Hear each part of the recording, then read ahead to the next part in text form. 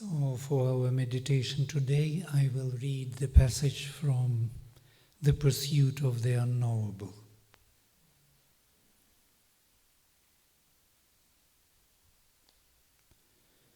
All is too little that the world can give. Its power and knowledge are the gifts of time and cannot fill the Spirit's sacred thirst. Although of one these forms of greatness are, and by its breath of grace our lives abide, although more near to us than nearness self, it is some utter truth of what we are. Hidden by its own works, it seemed far off, impenetrable, occult, voiceless, obscure. The presence was lost by which all things have charm, the glory lacked of which they are dim signs. The world lived on, made empty of its cause, like love, when the beloved's face is gone. The labor to know seemed a vain strife of mind. All knowledge ended in the unknowable. The effort to rule seemed a vain pride of will, a trivial achievement scorned by time. All power retired into the omnipotent. A cave of darkness guards the eternal light.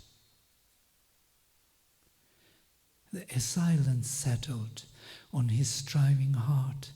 Absolved from the voices of the world's desire, he turned to the ineffable's timeless call. A being intimate and unnameable, a wide compelling ecstasy and peace felt in himself and all and yet ungrasped. Approached and faded from his soul's pursuit as if forever luring him beyond. Near it retreated, far it called him still. Nothing could satisfy but its delight. Its absence left the greatest actions dull. Its presence make the smallest seem divine. When it was there, the heart's abyss was filled, but when the uplifting deity withdrew, existence lost its aim in the inane. The order of the immemorial planes, the godlike fullness of the instruments were turned to props for an impermanent scene. But who that mightiness was, he knew not yet. Impalpable, yet filling all that is, it made and blotted out a million worlds, and took and lost 1,000 shapes and names.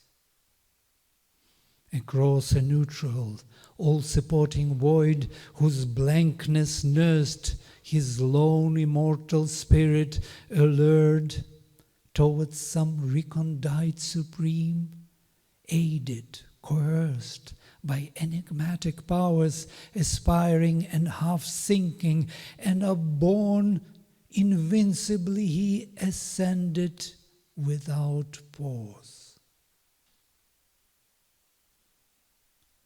Then to the ascent there came a mighty term,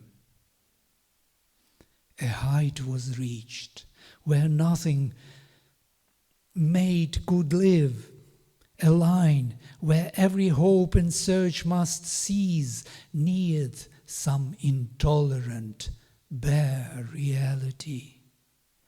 A zero formed pregnant with boundless change, on a dizzy verge, where all disguises fail and human mind must abdicate in light or die like a moth in the naked blaze of truth. He stood compelled to a tremendous choice. All he had been, and all towards which he grew, must now be left behind, or else transform into a self of that which has no name. Alone and fronting an intangible force which offered nothing to the grasp of thought, his spirit faced the adventure of the inane.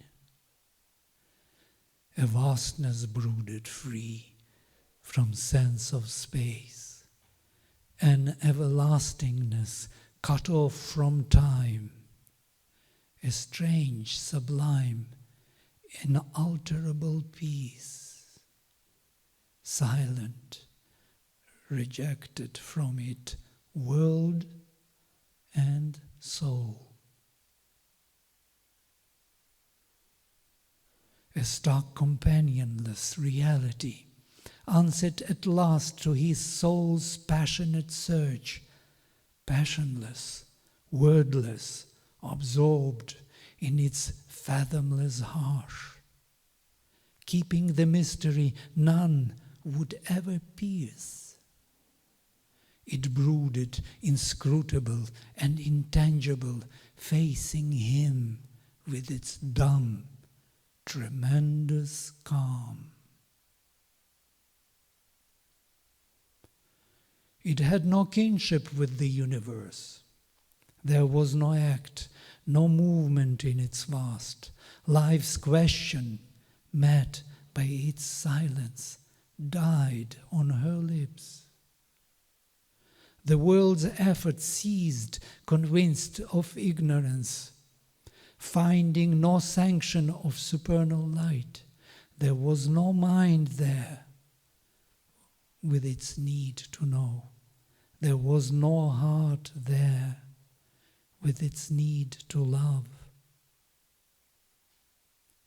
All person perished in its namelessness. There was no second. It had no partner or peer. Only itself was real to itself. A pure existence, safe from thought and mood, a consciousness of unshared immortal bliss. It dwelt aloof in its bare infinite, one and unique, unutterably soul.